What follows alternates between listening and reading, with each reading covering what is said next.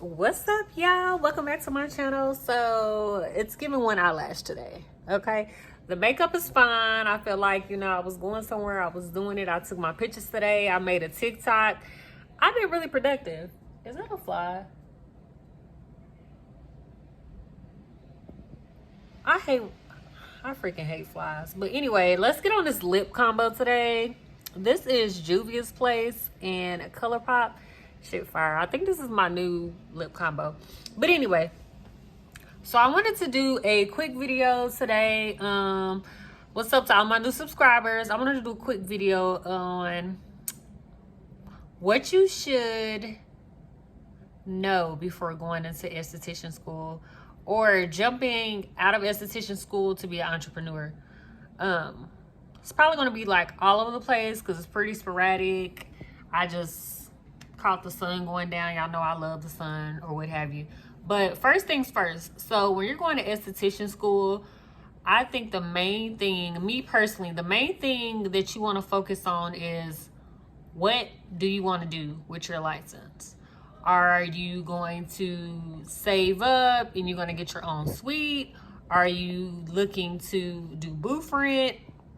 Also, there's other options that you could start with, like makeup counters at like MAC, Sephora, Ulta, and then the big corporations if you want to go on the waxing side, like European Wax, wherever you are. Like I'm in Oklahoma, so I'm sure like it differs, from state to state. But I want to say that it would be very easy for you to kind of pinpoint where you want to start it. And when I mean that, I mean like if you're good at like 3 things like makeup, waxing, lashes, boom, bam, start with that. But if you kind of like trying to build and branch on something, I think it's easier to start off when like with one major thing. Like it's easier to build your clientele that way. So me, I started off with like a whole list of stuff, y'all. I really still have a whole list of stuff like on my website, but I kind of downsized it again to where the main things I do now is sugaring, makeup, and skincare. It does break down to like different services, but I noticed once I kind of like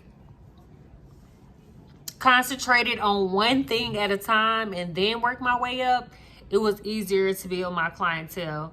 Another thing that's going to help you is you have to do more educating with yourself, like educating yourself outside of school, because unless you're in a bomb school, which I really hope y'all are, because I learned the very basics, like they're going to teach you enough to make sure you pass state board, kind of like with any type of schooling you're in, you will learn something and then you get on the job and it'll be totally different, and then you make it your normal routine to do what you want to do. So outside of school, you want to make sure you're keeping up with what's going on in the world, your community, because that's where your money gonna come in at. So like far as me, like we had like a crash course on lashes, right? And they didn't really go into, it wasn't long enough. They brought a graduate in. The girl had graduated maybe like 2 years before. She showed us on a little head, and then bam, like we were practicing on each other. So I had to take an extra course outside of that to kind of get me together. So that's number 2. Number 1, want to start with one thing at a time and then work your way up. And number 2 is continue your education outside of school. Number 3, I would say start trying to build your clientele while you're in school. Like, because I had this mind frame, because I graduated with my esthetician license. It was about like 2017, right? But I had this mind frame. I've always had this mind frame that, I want to be an entrepreneur. Like, I don't want to work for nobody else. But you really have to sit back and think, like, what does that mean?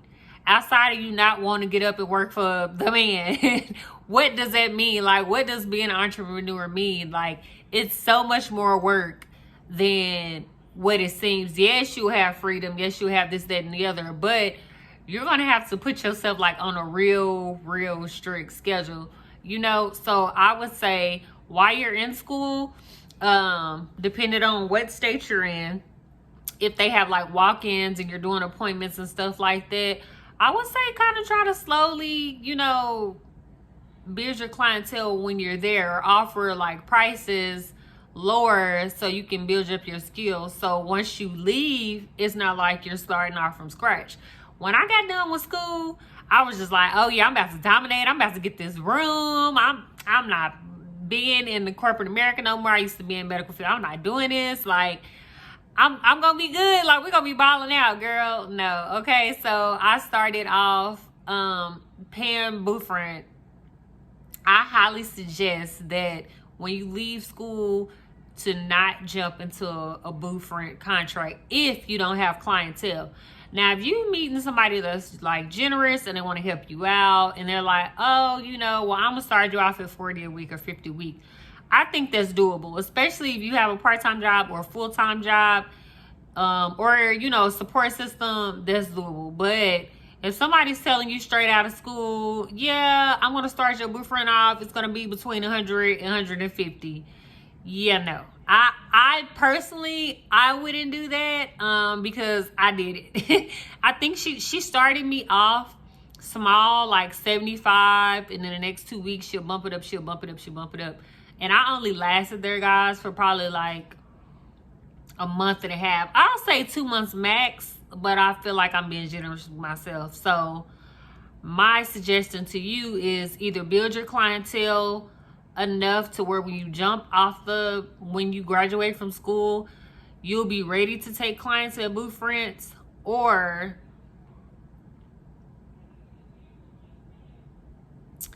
look into commission, or like I said, look into commission, or look into like the bigger places.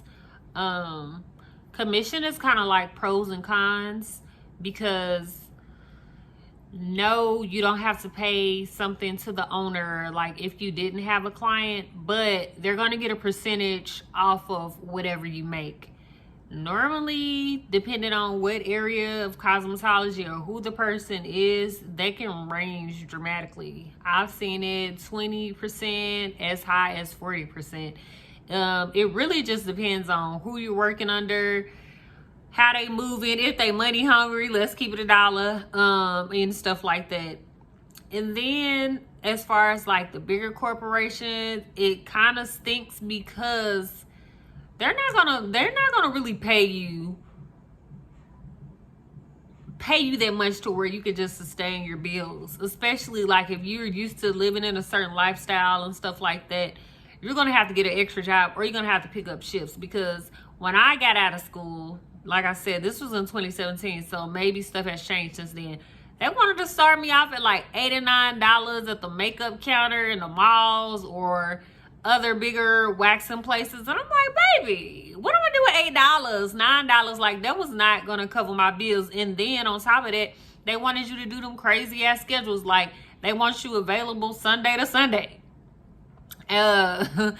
Holidays, can't take off, your PTO, all of that shit. Like, so I wasn't really into that. So for the longest, I just ended up keeping my job in the medical field, and I was doing freelance makeup for a long time. It wasn't until last year that I finally mustered up some courage, with the help with some people around me, to, you know, kind of just go off on my own and get my own suite. What else would I would say? Make sure you research your school thoroughly before you jump into school. And do the research yourself. Don't rely on somebody else and their experience, because everybody's experience is different and everybody's perception is different. One thing I would say is try to get as much funding as you can. First off, did y'all know it was FAFSA?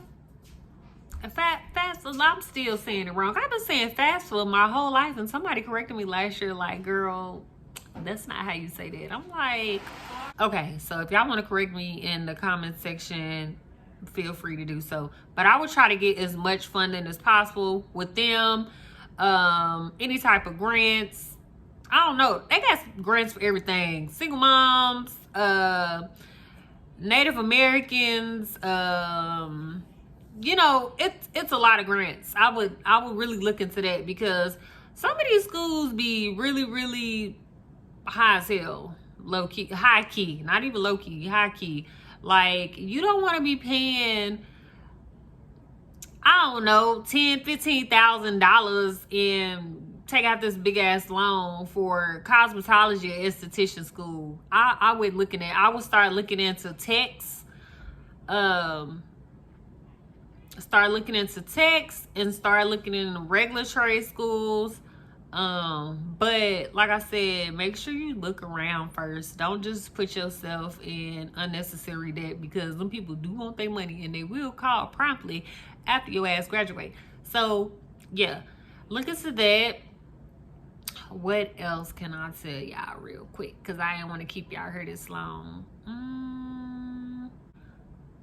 No matter what you decide to do, believe in yourself. Like, don't let outside opinions alter what you want to do. So if you've already written down your game plan, and you like, I'm doing this out of school, I got this put away, I want to do X, Y, and Z, then do that. Sometimes it's better not to tell everybody your specific plan, like down to a T.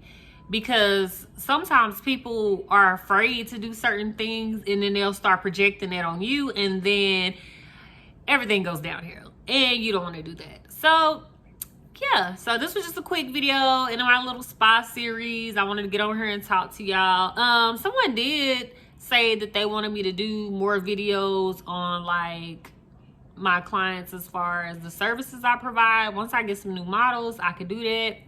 And yeah, we on this road to trying to get me to 1K. I'm almost at 400. I'm trying to, you know what I'm saying? Do y'all like vlogs? If y'all here for vlogs, then I really vlog for y'all, because I have ample amount of time during the day sometimes, and most of my clients are pretty cool. So if y'all like vlogs, I could take y'all along with me. But yeah, that's all I got. Make sure y'all hit the like button, subscribe, turn on your notification bells. And sorry I was sporadic and everywhere. I just wanted to get on here and rant to y'all right quick and let you know. I love y'all. Make sure y'all follow y'all dreams, and make sure if you working or you doing something, make sure it's making you money and it's something you love. I'll see y'all in the next video.